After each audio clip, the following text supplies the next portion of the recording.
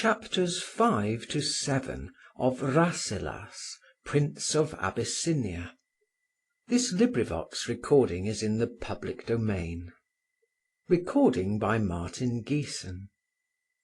Rasselas, Prince of Abyssinia, by Samuel Johnson. Chapter 5. The Prince meditates his escape. He now found that it would be very difficult to effect that which it was very easy to suppose effected. When he looked round about him, he saw himself confined by the bars of nature which had never yet been broken, and by the gate through which none that had once passed it were ever able to return. He was now impatient as an eagle in a grate. He passed week after week in clambering the mountains to see if there was any aperture which the bushes might conceal, but found all the summits inaccessible by their prominence. The iron gate he despaired to open, for it was not only secured with all the power of art, but was always watched by successive sentinels, and was, by its position, exposed to the perpetual observation of all the inhabitants. He then examined the cavern through which the waters of the lake were discharged, and looking down at a time when the sun shone strongly upon its mouth, he discovered it to be full of broken rocks, which, though they permitted the stream to flow through many narrow passages, would stop any body of solid bulk. He returned discouraged and dejected, but having now known the blessing of hope, resolved never to despair. In these fruitless researches he spent 10 months. The time, however, passed cheerfully away. In the morning he rose with new hope, in the evening applauded his own diligence, and in the night slept soundly after his fatigue. He met 1,000 amusements which beguiled his labour and diversified his thoughts. He discerned the various instincts of animals and properties of plants, and found the place replete with wonders, of which he proposed to solace himself with the contemplation, if he should never be able to accomplish his flight, rejoicing that his endeavours, though yet unsuccessful, had supplied him with a source of inexhaustible inquiry. But his original curiosity was not yet abated. He resolved to obtain some knowledge of the ways of men.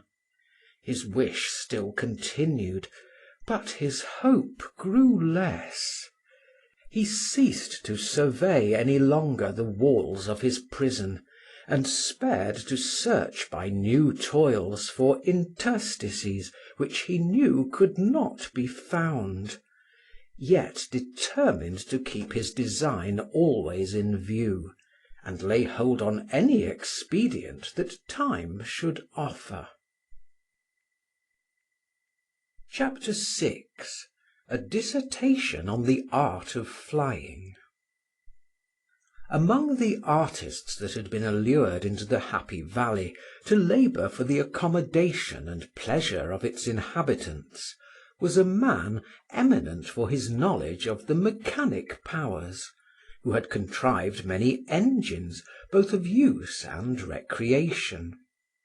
By a wheel which the stream turned, he forced the water into a tower, whence it was distributed to all the apartments of the palace. He erected a pavilion in the garden, around which he kept the air always cool by artificial showers.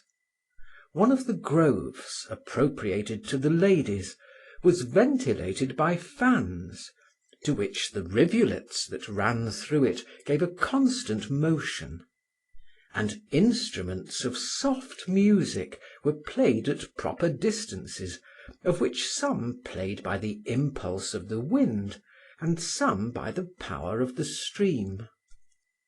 This artist was sometimes visited by Rasselas, who was pleased with every kind of knowledge, imagining that the time would come when all his acquisitions should be of use to him in the open world.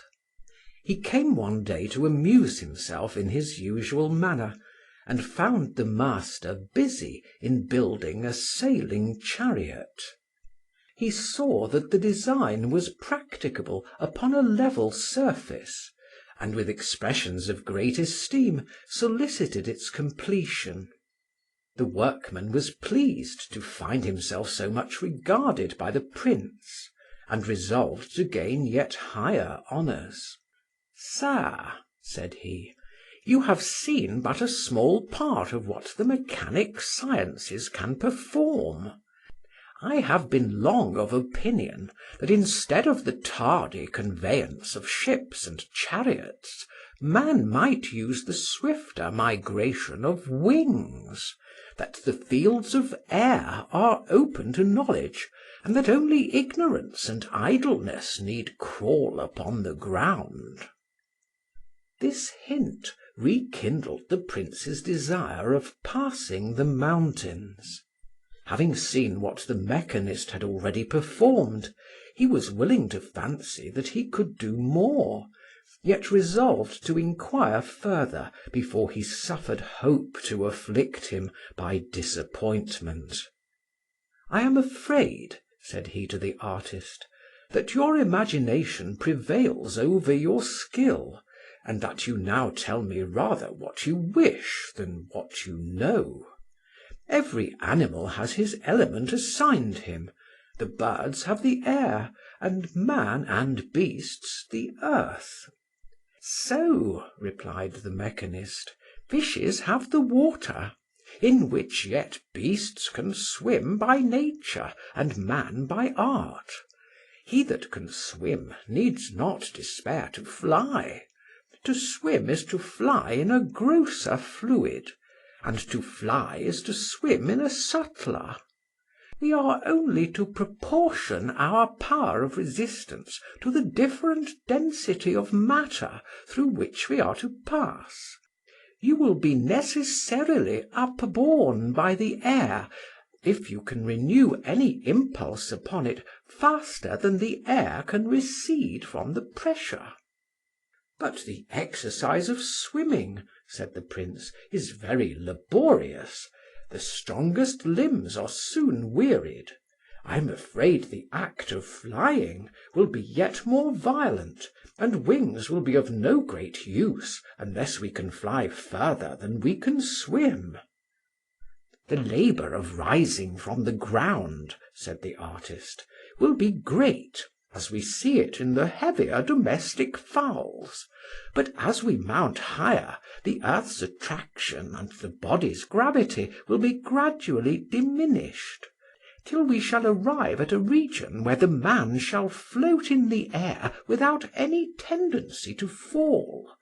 No care will then be necessary but to move forward, which the gentlest impulse will effect.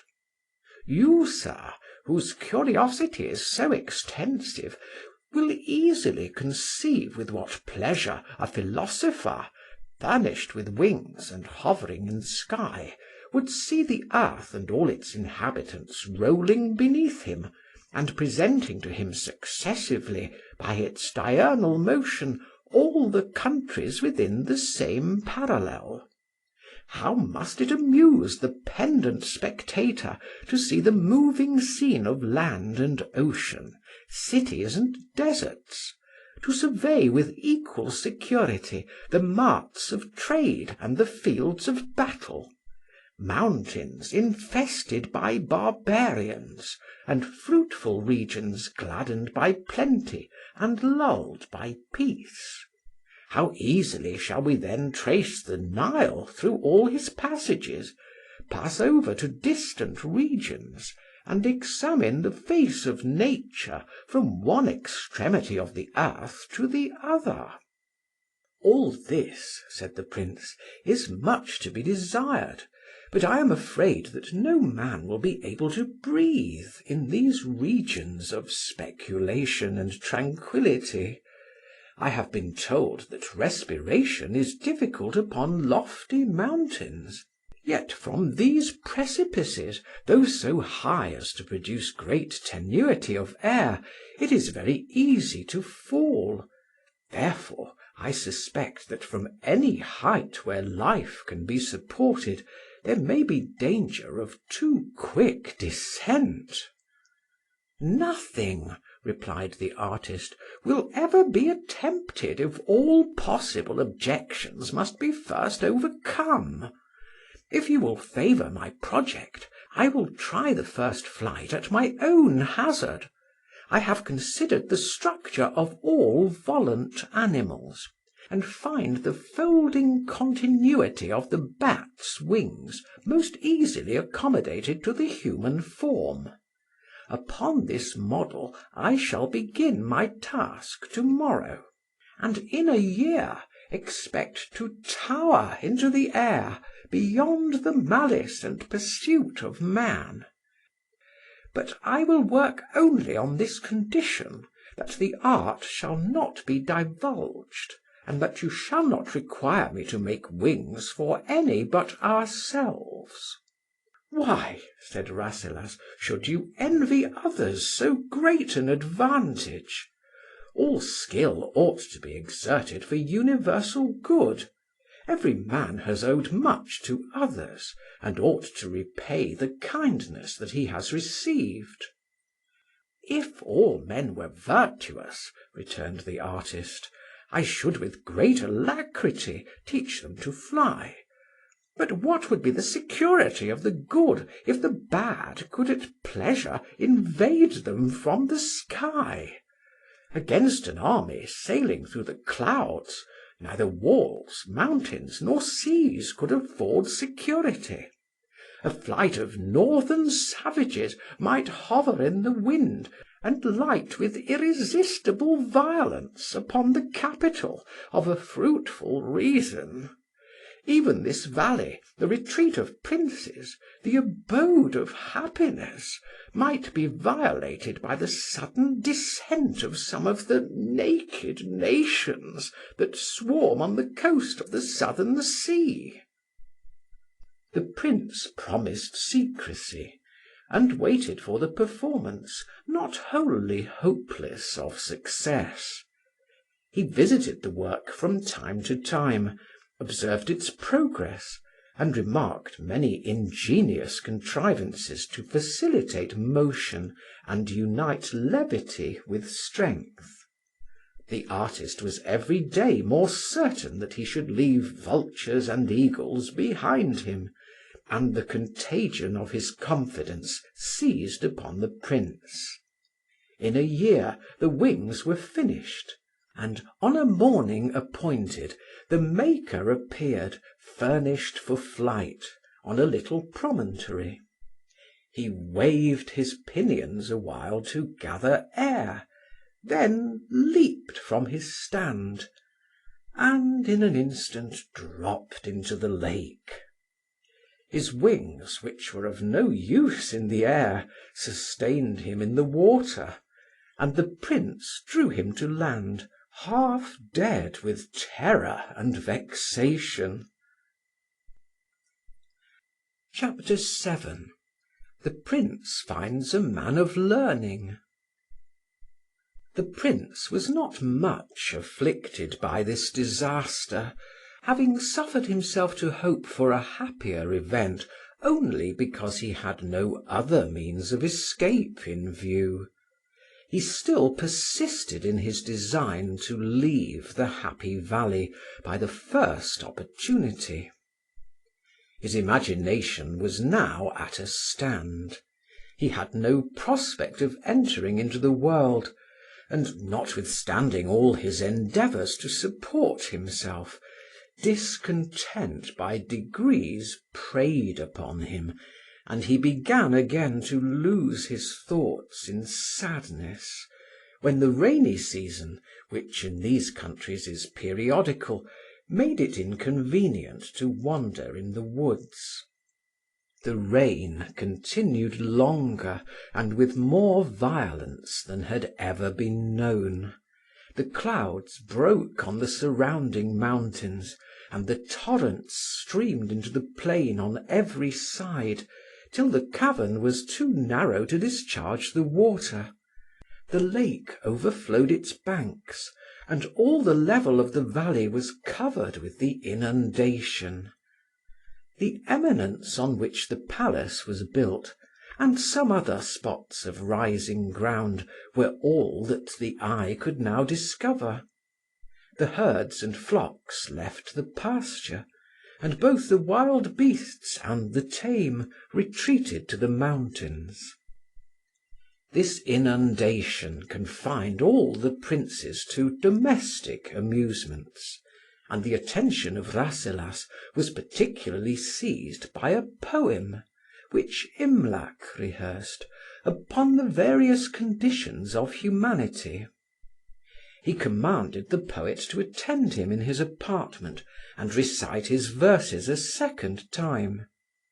Then, entering into familiar talk, he thought himself happy in having found a man who knew the world so well, and could so skillfully paint the scenes of life. He asked 1,000 questions about things to which, though common to all other mortals, his confinement from childhood had kept him a stranger. The poet pitied his ignorance, and loved his curiosity, and entertained him from day to day with novelty and instruction, so that the prince regretted the necessity of sleep, and longed till the morning should renew his pleasure. As they were sitting together, the prince commanded Imlac to relate his history, and to tell by what accident he was forced, or by what motive induced, to close his life in the Happy Valley. As he was going to begin his narrative, Rasselas was called to a concert, and obliged to restrain his curiosity till the evening. End of Chapter 7. Recording by Martin Geeson in Hazelmere, Surrey.